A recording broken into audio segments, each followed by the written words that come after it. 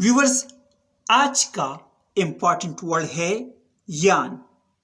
यान का क्या मतलब है, आइए सीखते हैं इस छोटी सी वीडियो में। यान मीन्स सूत, तार, डोरी, किस्सा या कहानी। For example, she stopped to have a yarn with me. इसका मतलब है वो मेरे साथ सूत लेने के लिए रोक गई।